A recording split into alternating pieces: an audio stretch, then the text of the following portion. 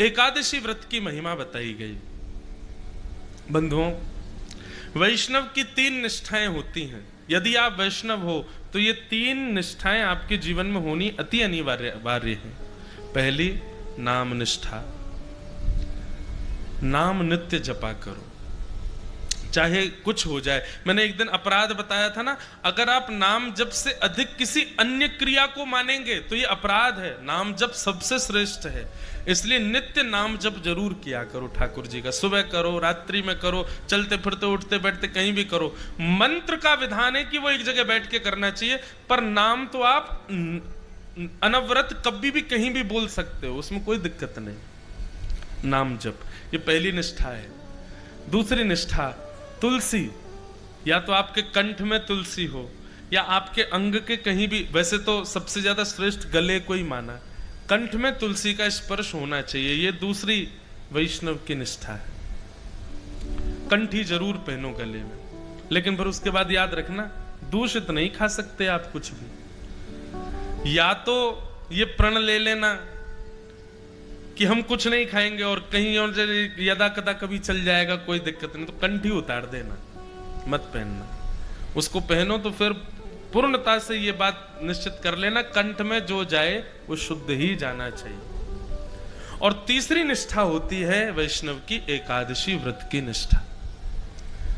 एकादशी के दिन बंधुओं अन्न में पाप का निवास होता है, इसलिए उस दिन अन्न का सेवन करना शास्त्रों में वर्ज्य बताया गया।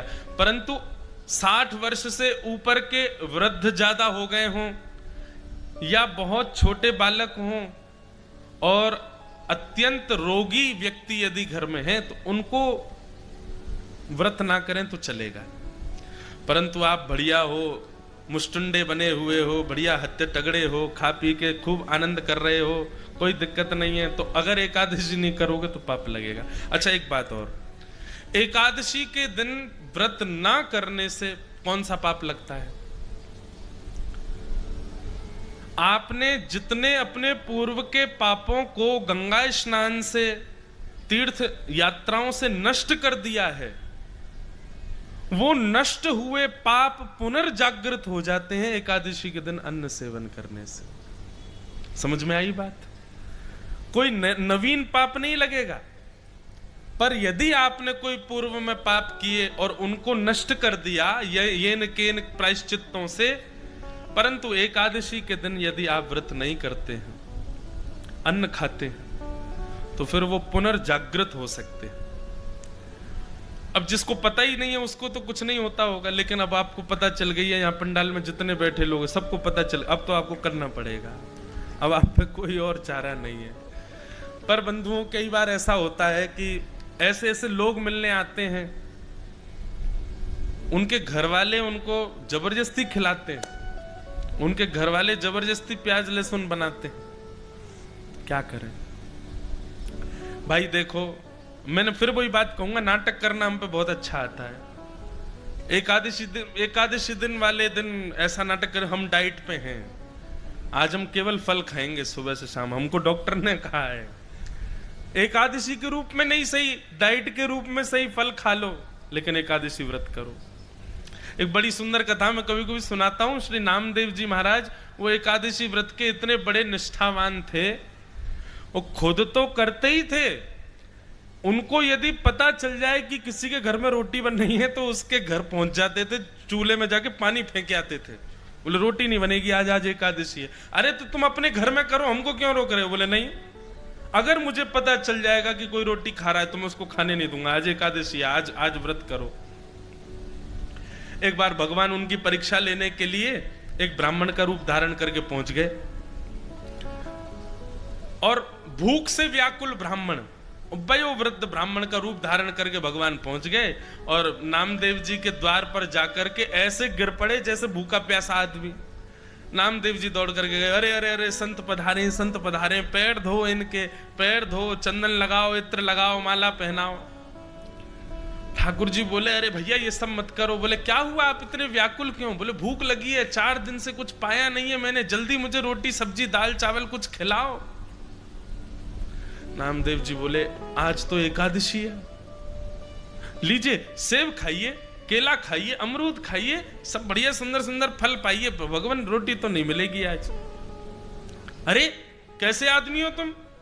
तुम्हारे द्वार पर भूखा प्यासा व्यक्ति आ गया, तुम उसको रोक रहे हो, नहीं चाहिए फल वल नहीं खाने मुझे, भाई रोटी की भूख लगी है, दाल चावल खिलाओ। नामदेव जी बोले दाल चावल तो नहीं बनेंगे, अब एकादशी है आज।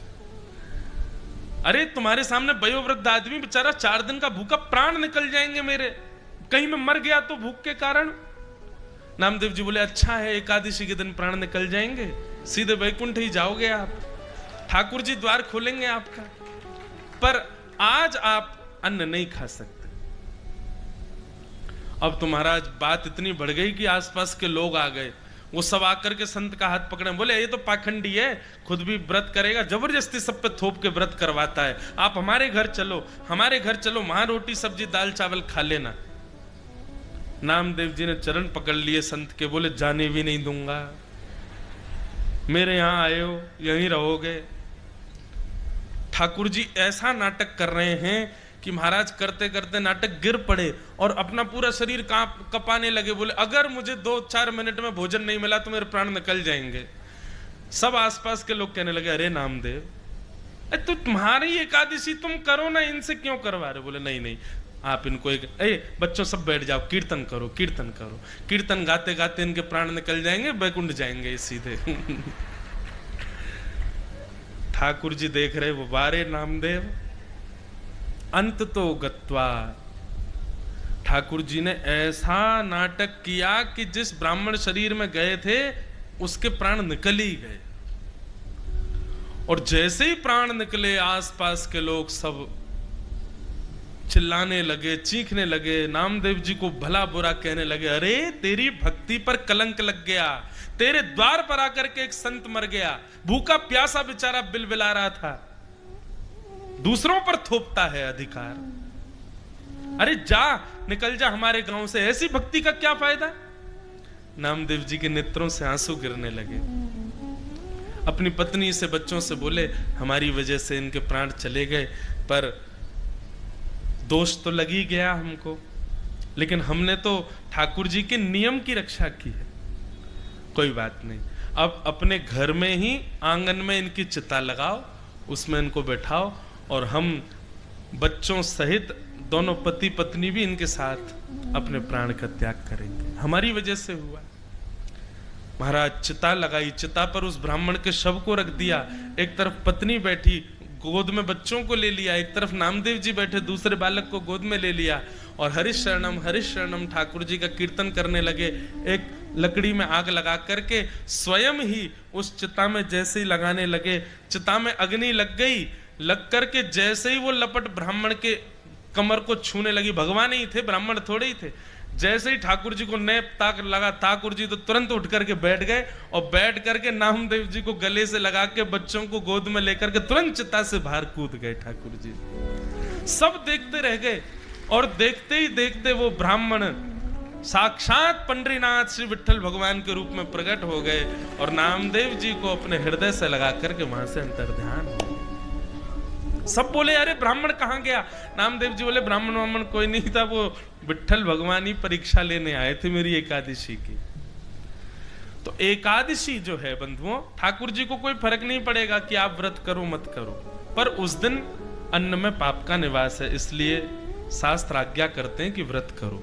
अब देखो हम वृंदावन से हैं, वृंदावन के कई संप्रदायों में एकादशी नहीं होती, जैसे हरिदासी हरिवंशी, वहां पर एकादशी व्रत का महत्व नहीं है, क्योंकि वहां भाव प्राधान्य है, वहां नियम प्राधान्य नहीं है। जगन्नाथपुरी में एकादशी नहीं होती, लेकिन उसके पीछे कारण है। जगन्नाथपुरी में एकादशी क्यों नहीं होती?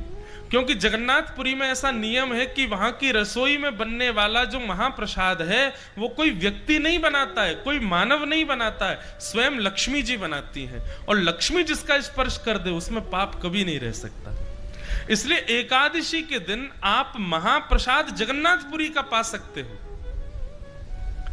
अगर आप जगन्नाथपुरी में हैं एकादशी के दिन, तो बाहर पाओगे होटलों पे तो आपको पाप लगेगा, लेकिन मंदिर का प्रसाद आप पा सकते हो, उसमें कोई दोष नहीं। ठीक वैसे ही वृंदावन के कुछ प्रणालियों में कई संप्रदायों में एकादशी का विधान नहीं है, क्योंकि वहां भाव ऐसा है कि कल दशमी थी, कल ठाकुर जी का भोग लगा, तो उस समय अन्न जब प्रसाद था तो आज एकादशी होने पर वो प्रसाद में पाप कैसे आ गया, वो इस बात को स्वीकार नहीं करते। और दूसरी बात यह है कि वृंदावन के कई सेवा प्रणालियों में ठाकुर जी व्रत नहीं करेंगे, ठाकुर जी के लिए तो बढ़िया सामग्री बनेगी और ठाकुर जी ने प्रसाद ले भोग लगा दिया तो उसमें पाप कैसे रह सकता है, इसलिए उसको पा लेते हैं। तो इसका एक ही उपाय है, जगन्नाथपुरी जाओ तो महाप्रसाद पालो, कोई दिक्कत नहीं। वृंदावन जाओ, आप राधा वल्लभ जी से, बिहारी जी से या ऐसे स्थानों पर जहां एकादशी नहीं है वहां से यदि प्रसाद मिले तो उस प्रसाद का तिनका स्वरूप आप पालो, बाकी शेष आप बाद में पा लेना, कोई दिक्कत नहीं। इतनी मर्यादा आप कर सकते हो। पर आप विदिशा में रहते हो, भोपाल में रहते हो, और क्या सागर में रहते हो, कहीं कहीं रहते हो जहां पर ऐसा कोई विधान नहीं है, ऐसा कोई भाव नहीं है, वहां तो एकादशी आपको करनी पड़ेगी। समझ में आई बात? तो ऐसे एकादशी व्रत का महत्व बताया गया।